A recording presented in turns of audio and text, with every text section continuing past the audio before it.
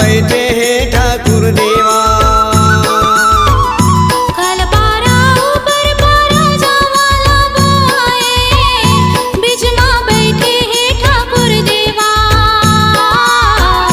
बीच मां बैठे हैं ठाकुर देवा। मरकी माता छोटू मैगा पानी गोसाइन ला, पहली बंदा थौलाई तोला, पहली बंदा थौलाई तोला। मरकी माता छोटू बैगा पानी गोसाइन ला, पहली बंद थोदाई तोला, पहली बंद थोदाई तोला। समलाई मोरे माता पहली बंदा थौलाई तोला, बमलाई मोरे माता पहली बंदा थौलाई तोला।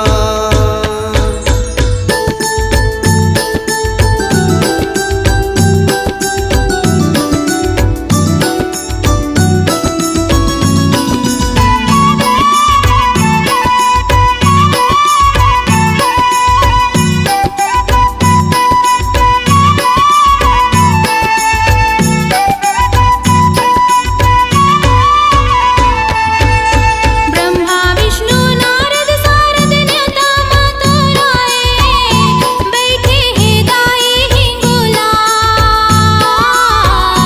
बैठे हैं दाई हिंगोला।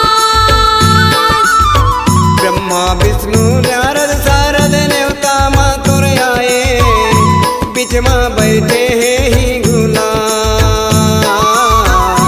बीच मां बैठे हैं ही गुला। सातों बहनिया माता झूपत झूपत आवे, जगमग बरे जग जोत, जगमग बरे जग जोत।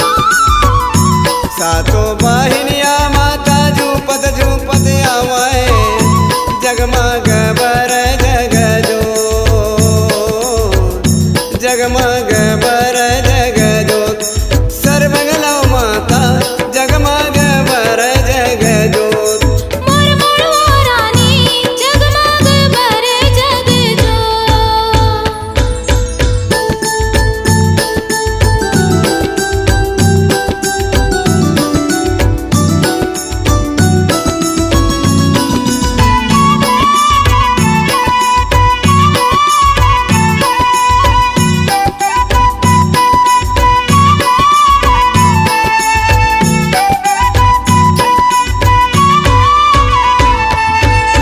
बूंदेली के काली दुर्गा मगवा में चढ़ के आवे, देवरी कुसगाई भवानी माँ,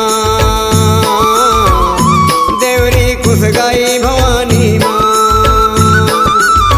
बूंदेली की काली दुर्गा भगवा में चढ़ के आवे, देवरी कुस गई भवानी माँ, देवरी कुस गई भवानी माँ। चका बुढ़ा के मरकी मात जवल डोकरी दाई वो, देकर मैं कर परनाम, देकर मैं कर परनाम। चका बुढ़ा की मड़की दाई जवल हिन डोकरी दाई वो, जेकर मैं करो परनाम, जेकर मैं करो परनाम। सबलाई मोरे माता देकर मैं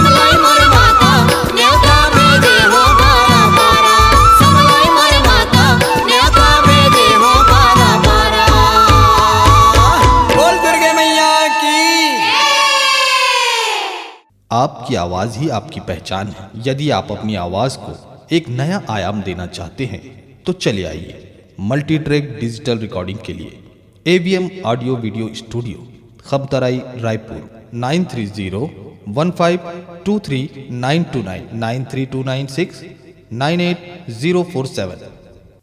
प्रसिद्ध गायिका सुशील कौशिक जी के MP3 एल्बम सुंदरी के मुंदरी के अपार सफलता के बाद आप सुन रहे हैं MP3 जसगीत एल्बम नेवसा पहाड़, जिसके गायक हैं GR कौशिक जी और गायिका कुमारी श्रद्धा जी, और इसके रचनाकार हैं GR कौशिक और संतोष गोस्वामी जी।